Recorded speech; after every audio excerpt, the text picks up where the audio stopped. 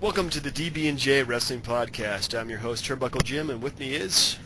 Fast Count Brian, and if I may for a second, I wanted to give a shout-out to UVA. They're in the College World Series, and they're playing TCU in about, 10 minutes. Yeah, good for them. Good for them, seriously. I know. Anything but football at this point, I guess. So, are we even a wrestling podcast anymore? I mean, are we going to talk about just, like, Game of Thrones or something else for a while? Oh, yeah. How about those fake Game of Thrones deaths that you see? Or, no, Walking Dead. How about that? Dude, that poster's not funny. Do not say that Andrew Lincoln died. I didn't even know. Like, I saw, like you see, like, 3 or 4 people do it, and then you become a sheep. It happens. Click on the link on Facebook before you even think about it. It was a long day. It must have been. Anyway, on this episode, we're going to actually not be covering too much. We're going to be doing the Raw recap from June 16th, 2014, and then we're going to be doing our top 5 non-WrestleMania matches of all time, which was a really hard list to think about because not just the number of matches, but it was kind of hard thinking of matches that weren't like on everybody's top 10 list because everything's WrestleMania matches. This is true. I mean, unless you want to go like, anything with the Boogeyman, I think you're safe. Yeah, definitely. Are you in a wind tunnel right now there, Brian? No, how's that? Sorry. No, that's much better. Well, we're coming live from Skype tonight, so it's going to be a bit of a challenge here. All right. Well, starting things off, yes, we have the opening segments of The Authority coming out, and pretty much a statement to Daniel Bryan. They announce a Rumble match later on, the winner to be in the main event at Money in the Bank. Except that Reigns, Ambrose, and Cena will not be in that match. Cena will be later taking on Kane in a stretcher match because they really, really, really wanted that Kane stretcher match, didn't they? Oh my God, I don't know the appeal, but I guess, okay, we'll talk about Kane later, but my God, I don't get it. Yeah, it just seems that they're going to the well too often there. Well, we're talking about this, and notice they had the entire roster out, and the roster seems a bit depleted. What do you think there, Brian? What, you think? Oh, I saw the list of the guys that we lost, and I'm really upset that we're down to, 1 2/3 man band or something now? Yeah, I think they're going to start calling him just Heath Slater for right now. The Ginger Terror. Oh, man. I mean, you would think that out of any of the guys that would have gotten released, it would be him. Yeah. He's pretty much the least talented of the other 3, but it was such a crappy gimmick that I think being released is probably a godsend for Jinder Mahal and for... who was the other guy? I forget his name. Drew McIntyre. Yeah. Man, I just... just real quick rant, like, if you look at, like, Heath Slater, he's, like, the least successful Nexus guy that they brought up at this, that one time, when Nexus attacked Cena in the ring, just completely destroyed the place. Like, you got Daniel Bryan, Ryback. Success. I mean...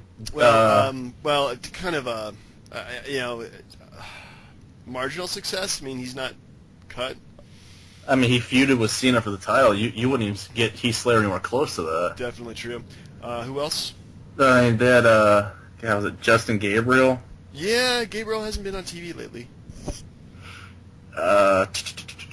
Darren Young. He hasn't been on TV since he broke up with Titus O'Neil. And we mean that in a wrestling angle sense. Yes, totally platonic tag team. The ambiguously gay duo. No more billion check references. Anyway, moving on, we have Dolph Ziggler versus Seth Rollins. Fortunately, I did not get a chance to see this match because I was watching Doctor Who in the theater. What'd you think about it, Brian? Just real quick, I hate to do this, but I'm gonna go back.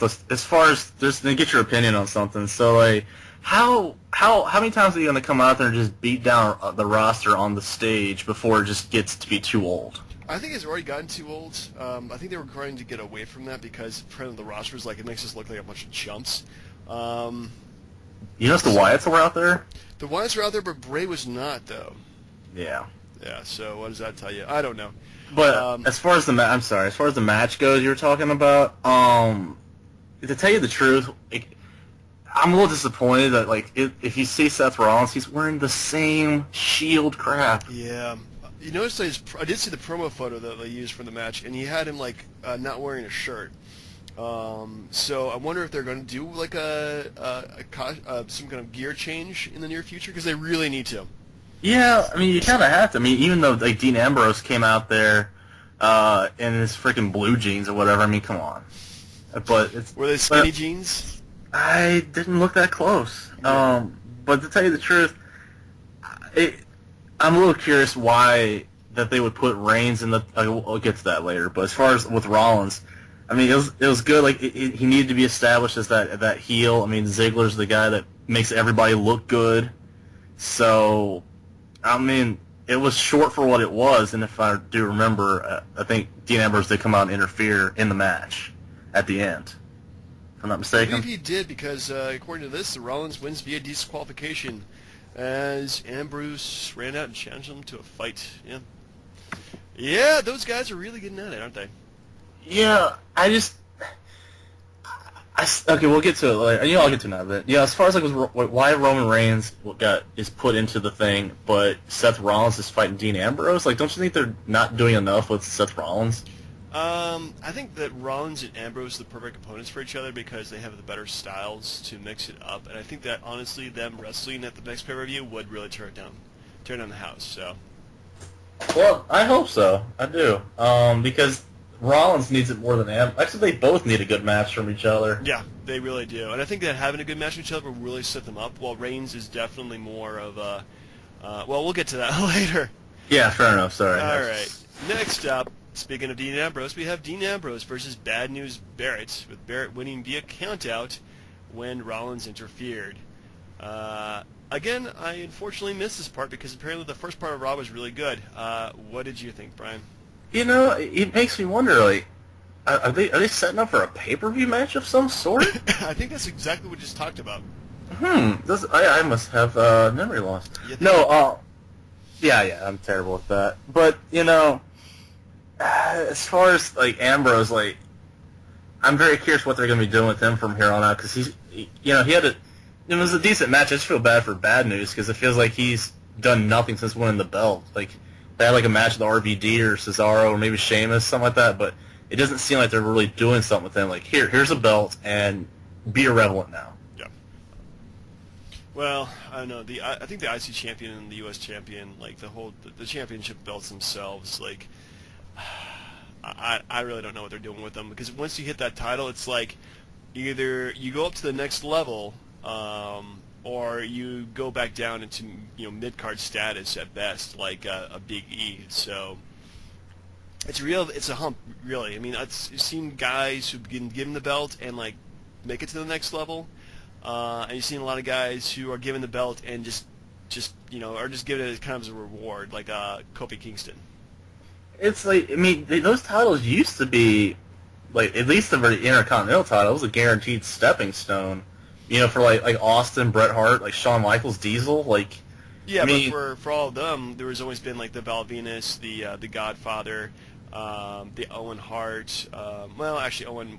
D'Lo Brown, Ken Shamrock, guys who were good enough, but not good enough to be the champion. So. But I don't know. Like, it's even with like the U.S. stuff, like I said before, just merge them, make it one belt, and then you can make either one belt irrelevant, or because you have just one title now, you could just go ahead and make it more of a focus. Because if it's the mid-card title, make it mean something. Yeah, that's true. Having two mid-card belts, I think at this point has been redundant. So, yeah, they should be merged into one. But that's not for us to decide at the moment.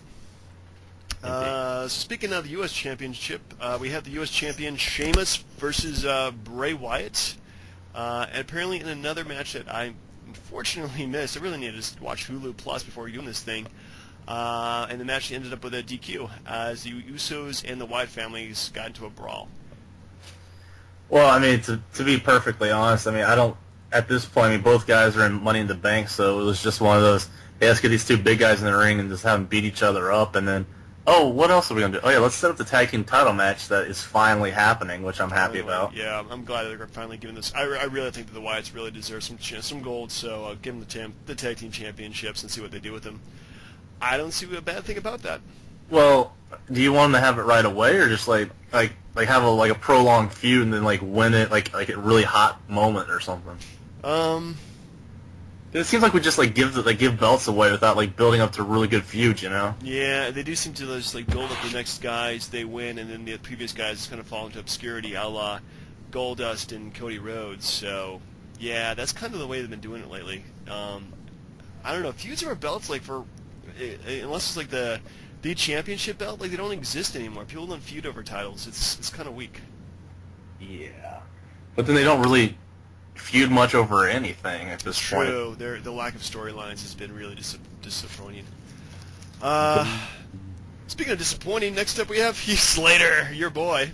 He's a 1 and 3rd man band. Being destroyed by Rusev. I'm glad I missed this part.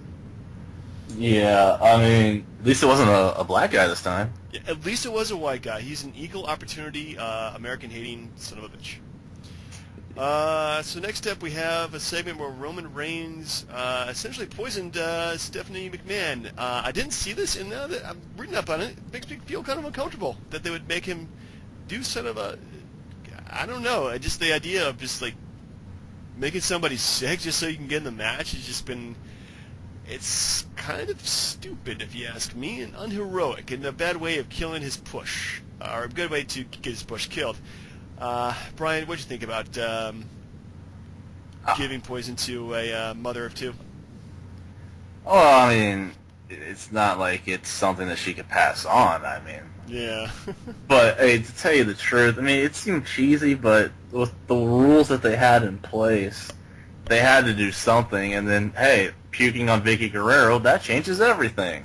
It does. She's probably going to be phased out pretty soon, I think, and fired, and move on with her life, which she probably should have done about 10 years ago, if you ask me. Honestly, like, if I'm not mistaken, they gave her, like, a lifetime contract. Like, one of those deals, like, even if she's off TV, they'll find something for her to do because, you know, she's got to support her kids because Eddie died. Yeah, I mean, that is kind of strong for them to do that, and she did become a major character after Eddie passed on. So, I mean, that's good that they did that, but I don't know if I really wouldn't miss her, to be honest with you. It's okay. They'll replace her with Ultimate Warrior's wife. Oh, God. Ooh. Too soon, man. Too soon. My apologies. Anyway, speaking of more bad news, we have another match, which is Fandango and Layla versus Summer Rae and Adam Rose, my new favorite wrestler. I don't know how this is bad news, except like they have Kevin Hart doing commentary. Yeah. Yeah. Yeah. It really wasn't much of a match, to tell you the truth. They went straight to like the finisher in like 2 minutes. It was. It sounds like a diva match. Well, even that. I mean, the freaking like Summer Rae ran off Layla, so I don't know. I mean, Kevin Hart had a couple good lines which I liked. Really haven't seen him in anything, so really can't just really comment on Kevin Hart. He's really short. Yeah, he is, and he's not related to Bret Hart, is he? A member of the Hart family? I mean, maybe. I don't know. I there's nothing I can make joke-wise that make any sense or not be insensitive. Yeah. But to tell you the truth, like I was talking to Kamish about this. Like I really enjoy Adam Rose. Like I thought he was kind of annoying, but my God, he's like 100,000 times better than what Bo Dallas is to me. I love Adam Rose's character. Yeah, I think it's a fun character, and I like the fact that he has like all the groupies come out and everything like that, and he's good party atmosphere, and all the fans like to sing along to his music. So having him versus Fandango is kind of like the ultimate feud about whose music will the fans accept. Yes, it's true. I mean, I just don't want him to get a title anytime soon because then he'll just fade to obscurity like everyone else. Yeah, that's true. He is 34, though, and in the wrestling world, that is actually today's wrestling world, I should say, that's a little old. That's like DDP age equivalent. Yeah, you know? That is true. DDP had some years on him. He was like about that age. So there is hope for me yet. I can still train up and become a wrestler. Brother. Yep. And then marry a hot chick, and then she divorce me, and then start doing yoga, and then I'll have Scott Hall and Jake Roberts. Jake Roberts in my house, and then things would get kind of weird, and then, you know what? It's best I probably didn't do that. Yeah, pretty much. Yeah. Next up, we have a battle royal for the last qualifying spot, or last spot in the ladder match for Money in the Bank. I thought this is very much where I started coming in, and this was freaking awesome. I thought they did a really good job, especially towards the latter part of the match. The beginning had a lot of missed spots and just a lot of kind of miscues, but eventually, like, these guys were like, it was an awesome match, awesome ending. What'd you think, Brian? I mean, for what it was, it was pretty good. I mean, you kind of had a feeling with the way Roman Reigns got in the match, and with the way he's been built up, he wasn't going to get knocked out by Fandango or something. or But the surprising thing was that it was down to him and Rusev, and Rusev lost. Rusev finally lost a match. I'm kind of surprised. I mean, it made Rusev look strong. It made Reigns look freaking awesome by taking down Rusev. So yeah, I had no problems at all with the match. I thought it was pretty well done. I don't know if it really counts because technically he could say it wasn't a singles match. I'm still undefeated or some. Yeah, I mean that to me that doesn't count. But I think a good good way of maybe building up Rusev, have him feuding with Roman Reigns, because they can probably go like toe for toe in terms of like brutality. So. Yeah, and besides, undefeated streaks are overrated because what did it ever do for Tatanka? I think he had one match at WrestleMania with Shawn Michaels, which he won, but by DQ, of course. It was WrestleMania 9, my least favorite WrestleMania. That I've seen, haven't seen 11, so there is that. Next up, we have Cameron versus Paige. Love you, Paige. This match did nothing for me. It's pretty much the Diva dead spot. No, it's just one of those things. Like, honestly, I'm just if I ever made one of those like countdown clocks, it'd be to whenever AJ Lee comes back. Just because I want to see what she does when she returns to fight Paige. Because everyone else is just holding up space until she returns. Yeah, pretty much. I mean, just kind of feel that Paige is just. I don't know. Like, there really needs to be a good feud, and there hasn't been like a good Joker to Paige's Batman. So, like, they're pushing like one diva, but they're not like building up anybody else to be her number one contender. So it's this funny thing. Like, if the writers actually went back and watched some of the old Raws that they put on the network, maybe they'd be like, "Hey, we can actually write a good women's title feud." It might be sleazy involved in lesbianism, but sure, why not? I mean, when's the last time they had bra and panties? Spice it up, right? I mean, yeah. So, speaking of not bra and panties, we have Curtis Axel and Ryback being defeated by the team of Goldust and Stardust. Obviously, Stardust was a now repackaged Cody Rhodes. This match wasn't really even a match. It was just Cody on offense the entire time and pinning Axel. What did you think, Brian? I have to admit that I missed this because I was watching the Cardinals-Mets game. Sorry for more sports, but Stardust? Yeah, he's pretty much a Goldust clone. He just it's Goldust makeup except it's like a star in his face. It looks like I can't even say it. I don't know if it looks bad or good. Is this special needs kind of? No, it's maybe just. I don't know. I mean, it's kind of cool. Like, both of them had like the same kind of look to them, which I love about tag teams. But it's like,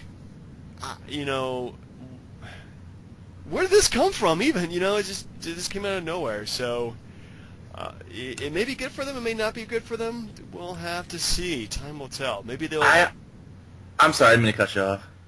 Oh, I was going to say that maybe if they put the belts on the Wyatts, maybe these guys would be good people to feud them with. Yeah, but why, if you've already teased them breaking up, why bring them back together just to lose to the Wyatts? Because that delays a singles push for Cody Rhodes that he honestly needs. Well, I'm actually kind of surprised this has lasted as long as it has, because I kind of expected Goldust to be pretty much one and done after losing the belts. But he's sticking around, so maybe they might have long-term plans for them. I don't know. I mean, who else? Are they going to write the Godfather Val Venus or something? I don't know. Yeah. Anyway. Rights to Censor makes a return. It could bring back my boy, what's his face? Steve Richards. Oh, wow. I like Steve Richards. He was cool. He was like the ultimate crony, actually. He was the ultimate crony, but he was pretty damn good on the mic, though. True. But I mean, like, he got beat up by Raven all the time. Yeah. If it wasn't Raven, it was Victoria or anybody. Yeah, well, he had the right to censor, and that was kind of like his goons, so... Well, he had like a really epic match, if you don't remember, the BWO fighting the Mexicools in and the Mexicools came out in their little Juan Deeres or whatever, and then the BWO guys came out in little like Hot Wheels or tricycles or something like that. The BWO. It was ridiculous. Yeah. I fortunately forget that, so yeah, let's move on. Bringing it back, everybody, bringing it back. Bringing it back. 10 years, when wrestling was really, really bad, but we had no idea it was. So next up, we have our main event, Kane versus John Cena in a stretcher match, which I thought was actually pretty good. It had a lot of good spots in there, destroying the announcers' tables, John Cena throwing the steps, Kane using the chair, and we also had good run-ins by the team of Randy Orton and Seth Rollins being run off by Ambrose. So yes, yeah, it definitely had a pretty. It felt more like a. Damn it. I sorry, can you hear me now? Yeah. Yeah, like I had a break, and then I was like, damn it, and then I got right in. Okay, he's got Tourette's now. Yeah. I'm sorry. Who was it again? I apologize. You know what? Let's just say that John Cena won a structure match on Monday Night Raw versus Kane, and considering these guys have been with the company for 10-plus years, Kane, I think he's been around there for like 2 decades now. I thought it was pretty good. These guys know their craft. You know, I often wonder why they're doing that, because, I mean, John Cena technically qualifying at the last spot in the Money in the Bank match. Yeah, okay, it's very cliched, and I'm sure you hate that completely, but I like it. Well, no, I mean, it's like, there's no build-up, because Kane's not in Money in the Bank. Kane doesn't have a pay-per-view match. Kane's just Kane. And I get that it helps Cena to, like, get him into the match, but honestly, Cena was going to get in there anyway.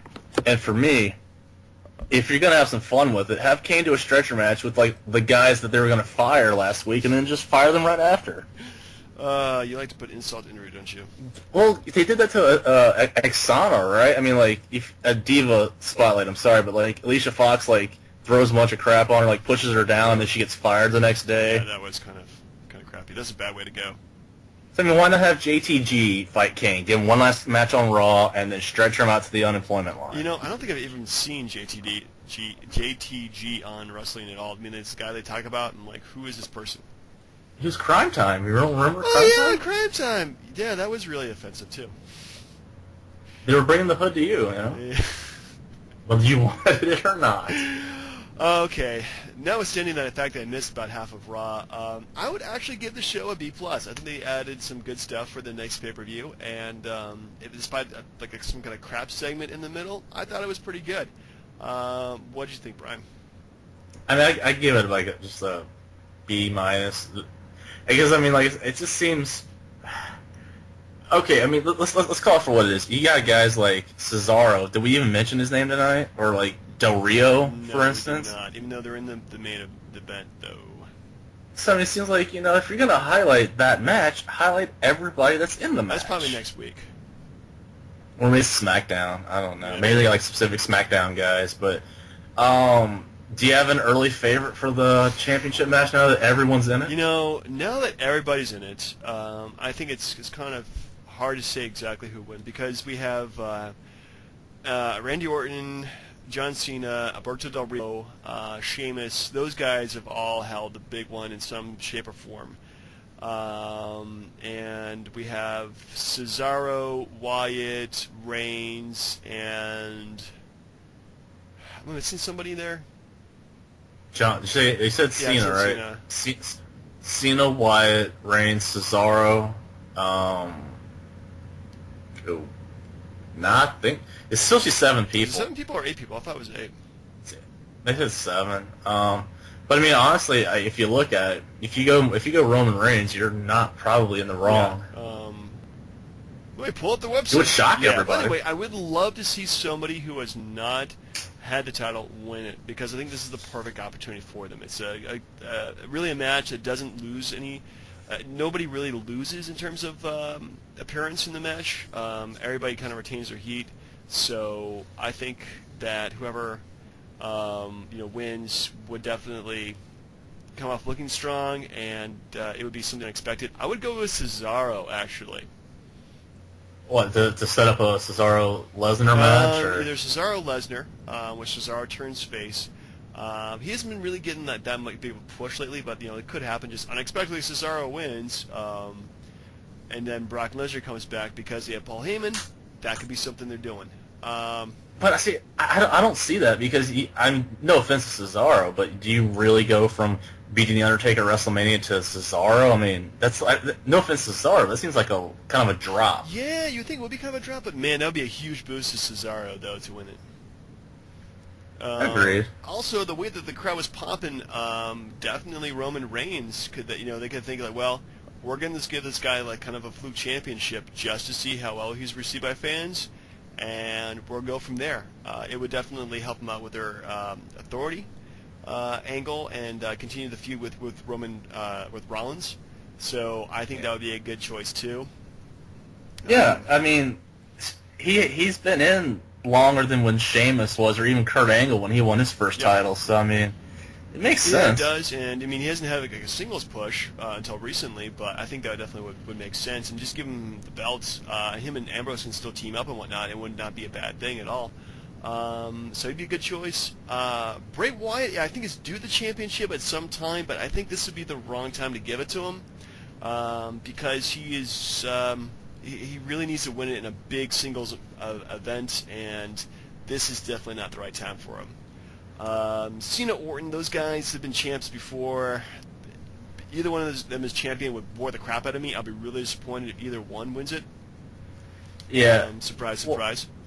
Oh yeah. I mean, look, just you take out Cena, you take out Orton, you take out Del Rio, you take out Sheamus, because they've all won it. So then you're left with Cesaro, Reigns, and Bray Wyatt, and that's where your money is. It really is. Those three guys are the future of the company. So I would say either Cesaro or Reigns for me. How about you? I like Wyatt, except for I'm afraid that if I'm right, he'll feud with Cena over the belt, and then Cena will beat him in some kind of like stretcher under the bridge match or something. I have no idea. That just randomly came to me. I'm sorry. Well, anyway. No offense to Cena. I mean, he does good work right now, but I don't want him anywhere near the title. No, I really don't want. I don't want Cena in the title. I don't want Wyatt near the title. It's not their time. I think you really kind of need a good like champion just to give him a couple of months run. So I think Reigns is probably the boy. Yeah. Well, I mean, honestly, you could go with somebody on a temporary basis, knowing that you're just going to give the belt to Daniel Bryan when he comes back. That's the litmus test, because whoever it is, if it's like an Orton or Cena or Del Rio or any of those like guys that had it before, you know Daniel Bryan's probably going to get it when he comes back right away. I think so. I mean, I think it's guaranteed when Bryan eventually comes back, let him go ahead and win the title, or maybe win it back at WrestleMania too. You never know. But I think definitely Daniel Bryan's due another championship reign, and one that's going to last a lot freaking longer and not end because of injury. Indeed. Anyway. Ready to move on to the top five? Top five. Top five. So this week's top five, we have our top five wrestling matches outside of WrestleMania, which is, I found this to be really hard because, I just kind of think of like, I'm going to go directly to this match as being my top five, because there's so many like top 10 like lists that have just WrestleMania matches, and that's all I've been watching lately has been WrestleMania because of our freaking podcast here. So. Right. Well, it's your list. Do you want to go first? Yeah, I just, a brief explanation for our loyal, lovely fans out there. I mean, it's like, you can only do so many different lists, and I think this is a good one, because I've had matches that I always watch that you're like, okay, that's a good match. Can anything top it? And as the years go by, if nothing really tops it, you got a good one on your hands. So I guess I'll go with number 5. And I'll just start out the gate with CM Punk and John Cena from Money in the Bank 2011. It's a long match, but my God, it's worth it because even C Nation came to play that night. Like, it's so good. Like, the crowd in Chicago was so hot for it because CM Punk was on fire with the little pipe bomb thing that he just did, and no one really thought he was going to win and leave with the title. But when he does and goes through the crowd with the title, and Vince is all pissed off at Cena. Like, it was such a well-done match, and the story around it was fantastic. Like, I think that is, like, one of the best matches I've ever seen. Yeah, I didn't see that, but, yeah, I think I do know exactly what you're talking about there, because it's one of those things where they really could have capitalized on the drama about it, and they never did. So. Well, yeah, because the next month they had Cena and Punk again, but then Del Rio cashed in, and it was all... That was such poor timing. That was the worst thing ever. Thank you, Kevin Nash. Yeah, thanks a lot. They never explained that too, did they? Kevin Nash coming out. Well, he was supposed to wrestle Punk at Night of Champions, but he didn't get a medical clearance, so that's why Triple H wrestled Punk and beat him at the pay-per-view. Huh. All right. Well, my number 5, I usually reserve that for something new that's happened recently. I'm going to go with Wyatt's versus The Shield. February pay-per-view this year, which was the Elimination Chamber. Elimination Chamber match. Thank you very much. This I thought it was awesome because you had two great heel groups, very dominant. You kind of wanted to see them like face each other, but you know that they would never give us that, and they actually did because it was so awesome, and the crowd knew it, and they knew it, and their styles mesh up really well. Like, they can really go, and they've wrestled since then, but man, the first time was just amazing. Yeah, definitely, like, just something that it was just, I guess I bought the pay-per-view, my last one I bought, just to see that match. It was just that damn good. Yeah, I really liked it because they teased it last year around Survivor Series time, but they never actually pulled the trigger on it. Yeah. And then you go into this match and everybody wants it. Everybody's going nuts about it. The crowd's hot for it, and the guys delivered. It's like a rare combination where everything works. It really was. There was nothing disappointing about that match at all. The ending was kind of not perfect, but it definitely set up a good storyline with the Shield, with them teasing breaking up, and then they never did. Until now. Thanks a lot, Rollins. But, yeah, it was definitely very good. Yeah. I really like that one. So I'm going to throw you a curveball here. Number 4, I went, and I forget the exact month, but I don't forget the match. It was Jeff Hardy and Undertaker from SmackDown. It was like Extreme Rules match. I think it was like the winner was like the number 1 contender for Triple H or something like that.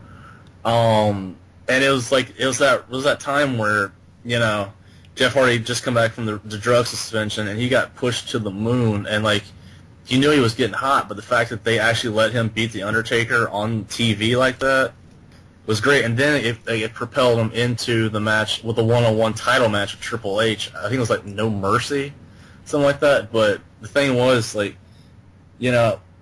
really enjoyed Jeff Hardy's work, and the fact again that he beat Undertaker I thought was huge, even at that time in Undertaker's career. To give Jeff Hardy the win was fantastic. Yeah, well, it just shows how respectable the Undertaker is, that he can actually job to a Jeff Hardy and not lose anything by being the Undertaker. So definitely, I never saw it. I don't remember it, but it just kind of shows too how stacked the roster was at that point too. Absolutely, because I mean, they had Edge, they had Triple H, Undertaker, Vladimir Kozlov, and his. Oh my God, he was Rusev, original 1.0. Yeah. Yeah. But yeah. So your number 4, sir? My number 4. Well, actually, this one is my my all-time favorite match that I've ever seen live. And that was SummerSlam 2005. John Cena versus Chris Jericho. Not bad. Yeah, it was freaking. And this is, of course, being the perspective of being in the live crowd. And that crowd was super hot. Before then, just waiting outside the Verizon Center in D.C., people were chanting, going through every single wrestling chant possible. Everybody's very excited. This is around the same time when John Cena started to lose the crowd, too. So half of the audience was, let's go Jericho. The other crowd was, let's go Cena. It was the first time it happened, and I was part of it. And the wrestling was actually really good too. Like Chris Jericho and John Cena countered like pretty much everything they had in their arsenal. It was definitely a well-fought match between both of them. They gave them plenty of time to tell a good story in it. And that was I think John Cena's first major pay-per-view that he defended the title after beating JBL for it and then switching brands. And that was actually Chris Jericho's second to last match in his first run in WWE. So it was definitely very special. And I'm just very glad to be part of it because it was just that damn good. There's a couple thoughts on that. That pay-per-view itself, I was so mad because I made a beer bet with the commissioner that JBL would beat Batista before I realized that you guys were in DC and it was Batista's hometown. Yeah, he wasn't that over that in DC though. So. Yeah, but then he wasn't going to lose. It was too early for both of them. I felt bad because I love Jericho. I think he's just such a freaking good performer, and I felt bad because at that time with them wanting to put the company on Cena's back, Jericho wasn't going to win, but it was still a really good match. It was really, really well done, and it was I honestly will defend it today as being one of the best matches ever. So. It's true. All right. And it highlighted a pay-per-view with such matches as I think Kurt Angle and Eugene, if I'm not mistaken. We freaking cheered against Eugene. That's how mean this crowd was. Yeah. Well, it's not like he. Yeah. It's not like he was really handicapped. I mean, come on. No, but still, we essentially cheered against the retard. Yes. All right, so for a number 3, I went with the Ric Flair '92 Royal Rumble win. Guess what I picked for number 3 as well. I mean, I thought about it. I was like, wait a minute, a Rumble match that works for this too, doesn't it? Yeah, that's what I thought. I'm like, okay, I'm going to think outside the box. A Rumble match completely makes sense because that's its own kind of match. But let's talk about how awesome this match was. I think I said it on our Defunct Never Made the Air podcast. You missed it, fans. But it's just honestly the best Rumble I think of all time. And even though Edge won, that wasn't as good as Flair's because Flair. You had Undertaker, you had Jake Roberts, so Randy Savage, you had Piper, you had Von Erich was in there, Bulldog, Shawn Michaels. You just roll off the list of Hall of Fame old school talent that was in that match. Let's go through that talent match right now, and I'll point out where you might be wrong. Okay, number 1, British Bulldog, yes. Mm-hmm. Number 2, Ted DiBiase, definitely no argument there. Ric Flair, of course. Can I guess? Because it's so sad. I've seen this match enough that I think I know that they come out. Number 4? Oh, that should be Knobs, right, from the Nasty Boys? You are half correct. It was actually Jerry Sags from the Nasty Boys. Number 5? Shoot. This is going to sound so bad. Shawn Michaels. Nope, Haku. Dang it. Okay, Shawn Michaels is after that. Yes, he was. After him? It should be Haku? We just said Haku! Did you say Haku already? Yeah! Okay, then I get kind of fuzzy towards, I know Piper comes out around 13 or 14, and because it's only Flair and Piper in the ring, and the whole crowd goes nuts. Yeah, that was good. But okay, after Shawn Michaels, it's who? Oh shoot! Now you're gonna just go through the list here, just to see. Yeah, please. I apologize. I thought I really knew towards. These things started to blur together after a while. Tito Santana, right? It was Tito Santana, also featured here. Next we have the Barbarian, definitely bigger star of the 80s and 90s. Next we have Texas Tornado, Kerry Von Erich. After that, we had the Repo Man. So, okay, can I ask something? If you watch that part, where Kerry Von Erich's in there, there's a moment where they flash him getting thrown into the turnbuckle, and you can hear him talking about dinner plans or something with one of the wrestlers. I swear to God, he was talking about something other than what he should have been doing in the ring. Yeah, well, he didn't last too long in the WWF. After that, Repo Man. Next, Greg the Hammer Valentine. Oh. Boss Man should be next, right? Not quite. We have Nikolai Volkov. Surprisingly enough, yeah, he's actually still around at this point. Then the Big Boss Man. And then Hercules. Oh, wow, yeah. He's been around forever. I mean, this is Yeah, go ahead. I was going to say, this is post Power and Glory, I think, because they only lasted a summer. He was roided out big time. He was huge. Never saw him. Yeah. It was bad. Next up, Roddy Piper, number 15. Yeah, that right there. If you get a chance to go back and watch that scene right there where, Flair just got done getting rid of everybody, and Piper comes out, the crowd loses it. All right, next up we have Jake the Snake Roberts. Oh, yeah. Yep. And after that, Jim Duggan. That's right. After that, IRS. Okay, look at how you got this so far. You never notice how it's like heel, bad guy, no, heel, good guy, heel, good guy, heel, good guy, like every other? Just about? Let's see here. Then we have Jimmy Snuka. Yeah, he was done. Well, he was done, but he was still face. Then after that, Undertaker, face. Randy Savage, face. Berserker. Was Undertaker a face at that point? Yes, he was. I was right. He just turned on Jake Roberts. He just turned on Jake Roberts. No, wait a second. I am thinking ahead of myself. He turns on Jake Roberts. No, I'm getting behind myself here. He turned past year. Oh my goodness. That whole time period kind of blurs together. But they still gave him and Hogan like a spot like in the 20s because they had the whole title controversy and all that. Yeah, this is really kind of like confusing me now because Undertaker debuted in 1990, right? Yes. He won the belt in 91 at Survivor Series. Yeah, lost it like 6 days later. And Tuesday in Texas. And they vacate the belts, and then he turns on Jake Roberts. Yeah, because Jake wanted to hit Miss Elizabeth with a steel chair or something like that. He was going to do that, but when did he... Okay, this is going to bug me till I go to bed tonight, so I'm going to look that up right now. Anyway, so it's Randy Savage, the Berserker, Virgil, Colonel Mustafa, a.k.a. the Iron Sheik, Rick Martel, Hulk Hogan, Skinner, Sergeant Slaughter, Sid Justice, and the Warlord. So, yeah, pretty... Yeah, but okay, real quick, you know what really killed me about that one gimmick, like Skinner? Like, everyone says the Boogeyman was gross for the worms, but Skinner, like, had chewing tobacco in his mouth and just spit it all over guys. What the heck was that? I honestly don't know. But I could make myself a little bit happier. In February '92, The Undertaker turned face.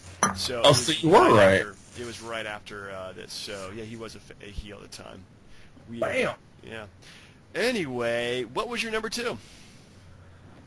Oh, wait, did you give your number 3? We had the same number 3. Are you even paying attention here? Oh, no, I didn't know if you were being serious or not. No, I was actually being serious. Royal Rumble number 2 was my number 3. Okay. I went with Bret Hart and Stone Cold from Survivor Series 96.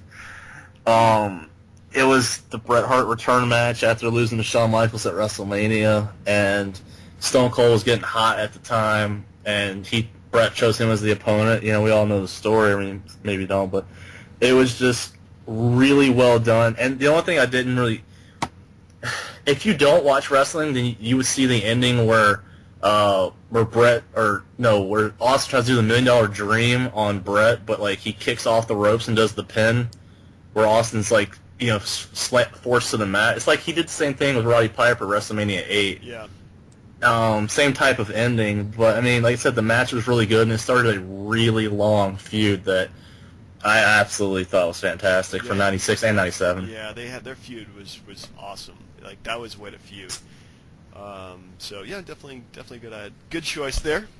I mean, do you think who did more for Stone Cold, Bret or HBK when he lost the belt to Austin? It was definitely Bret. Their rivalry definitely put Bret over, not Bret over, but Austin over.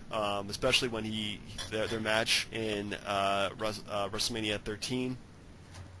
Like, honestly, like if those guys hadn't had that match, I don't think Austin would have been as over as he is. But Bret, like that wasn't the only match he gave him. There was like several times they wrestled, and each time for the most part was pretty damn good. I've been using that a lot tonight. Pretty damn good. I guess find some other ways of describing things. You know, like it sounds crazy, and there's like a bunch of what ifs, but they originally had plans that HBK was supposed to fight Bret at WrestleMania 14.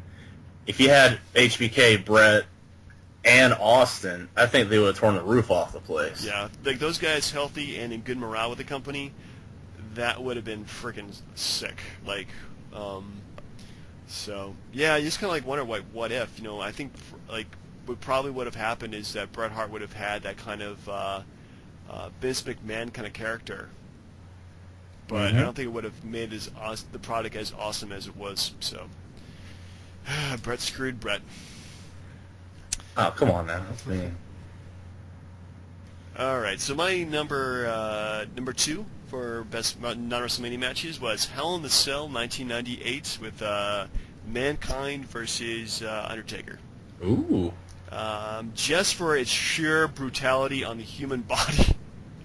This was an ugly, ugly match. And I think I mentioned this before, but it was like beautiful in its ugliness. Like there was just things that they never did before. Like Mankind fell off the cage onto a freaking announcer table, destroying that. He fell through the cage, destroying his body in the process. He fell on thumbtacks. It was just disgusting, but as a match, it just in itself as a match between two men fighting it out. I mean, you can't go any better than that. And hopefully, to goodness, they never do anything like that again. That was freaking dangerous. Yeah, the only thing I have an issue with, not the match itself was fantastic, but I just feel bad for Mick Foley. Like, my God, like I hope he got paid a lot for that. Well, that guy, you notice he retired like less than 2 years after that, and he stayed out of active wrestling for quite a while. And that's probably, well, I mean, he was already kind of old for wrestling years too, but man, he put his body on the line like that so many times. It's just crazy. Well, he had that Hell in a Cell match with Triple H where Triple H pedigreed him through on top of the cage, and he fell through the cage. Yeah.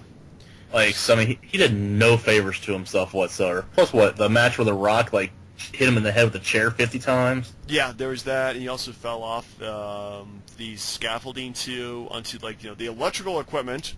Yeah, so, yeah, that was... He really put his body in the line so many times. But I'm honestly surprised that guy's in the health that he is. Yes, indeed. He still likes flannel, apparently. So number one, it's going to surprise you. It actually probably won't, but it is John Cena versus Edge. It was Backlash 2009. Wow, for a guy who really hates John Cena, you like a lot of his matches. Like, that's 2 out of 3. 2 out of 5. Keep in mind, it's not like I said Cena against a great Khali, Yeah. It was Cena versus a person who can deliver, True, yeah. But with Edge and Cena, last man standing match, like, I mean, you kind of had a feeling that he was going to win because, Triple H had come back to Raw with the WWE title through the draft, so you couldn't have both belts on the same show. You kind of had a feeling that Edge was going to win, but my gosh, like, that match was like 35 minutes of, like, as an Edge fan, like, even though I thought he was going to win, it's Cena, so you don't really know for sure, but, like, their back and forth was fantastic. I mean, the ending, yeah, I could have cared less for Big Show, but other than that, like, it was, like, the best last man standing match I've ever seen, and, yeah, it's not just because Edge beat Cena, but I could go back and watch that match, like, and never get bored with it. It's that good. Definitely good number 1. Well, mine is actually somewhere outside of the WWE. I decided to choose a classic, Ric Flair versus Steamboat, Clash of the Champions, 1989. Ooh. Was this the Iron Man match? I'm sorry. It was Iron Man 2, best 2 out of 3 out of falls. It lasted an hour. Steamboat won, but man, those guys, like, there was nothing at this point, like, there's nothing really flashy about them, or really, like, not sports entertainment. It was just 2 guys wrestling in a ring for a good hour, and, that's all you really need to put on a good match. It's just, well, I mean, granted, these guys are probably, like, 2 of the best wrestlers of all time. But, in a sports entertainment kind of world, we kind of look more at the entertainment and less the sports. So I think that sort of thing is much. I have a point here. I don't know where I'm getting there. I think I could help here. If you look at how things are working today, I don't think that those, like, an Iron Man match would fly these days, because with kids and everybody having phones on them and, like, apps and whatnot, you're not really going to have people with, like, the mental, let's say capacity, but, like, the patience, or just to sit through an hour of a solid, great wrestling match anymore. Like they used to do with Flair and Steamboat, or Flair Wyndham, or even like Bret Hart, Shawn Michaels. You're not gonna have that attention span from the audience like you used to have. No, definitely not. So, I mean, just like, this is definitely a classic match, and I think definitely the best match outside of wrestling. At WrestleMania. Oh, my goodness, I can't talk tonight. I wanted to go with that, but I chose to give Flair his Royal Rumble win for the WWF title, which was so good. Well, I can only put, Flair in so much, so... Where was your John Cena match? I had John Cena versus Jericho. Oh, that's right, you did. Are you even paying attention to this? Mike, you know what? For John Cena sucks, I have more matches than you. It's terrible. That is really terrible. So, This debunks there, because I was actually going to use Edge versus Cena at SummerSlam, Edge versus Cena versus RVD. Pretty much any match Edge beat Cena, but that would just been really cliche and just beating the point home. It would be. It would be really annoying. So anyway, good top 5 list. Even though mine was kind of put together on the fly, I think it definitely worked. Superfly. Superfly. All right, so good show. Next week, do you want to go back into doing a review of an older pay-per-view, going back to our retrospective of the Attitude Era? Yeah, I was thinking either we could do the Ground Zero one that you were referring to, or the ECW one that we never got around to. Heatwave. Was it Heatwave 97? I think so. Let's do Heatwave 97 because we haven't done any ECW. And I think it'd be fun to watch that kind of wrestling because I've been going back and watching some of it, and it's just like this is actually kind of terrible. There's no psychology. It's just hitting each other a bunch of times with finisher after finisher after finisher, and just walking up for it. So it's got there's a really goofy match, like the Dudley Boys against some really stupid tag team. Like the gimmick is dumb, but the wrestlers are good, and the only thing you care about is that Jenna Jameson is out there and barely wearing anything. Yeah, well, that's something to watch at least. Welcome to the R-rated version of the DB&J podcast. Triple H? How about Triple X? Boo. Yeah. Anyway, folks, subscribe to us, like us. Please comment whether or not you hated it or loved it. Oh, may I ask you a question? Yes. How many more views till we get Uncensored 96? All right. So the bet is we get 500 views. Me and Brian here will watch Uncensored 96 in its entirety and post it online with pretty much our commentary about how pretty much bad it's going to be. We have only 87 views before that happens. Yeah, you know what? Commissioner titled me into a review of it, and it said, "Don't feel bad that you watched this. Feel bad that WCW made you watch this." Stupid WCW. Indeed. All right, folks. For the DB&J podcast, I'm Turnbuckle Jim. Fast Count Brian. We miss you, Chair Shot. We do miss you, Chair Shot. We'll see everybody next week.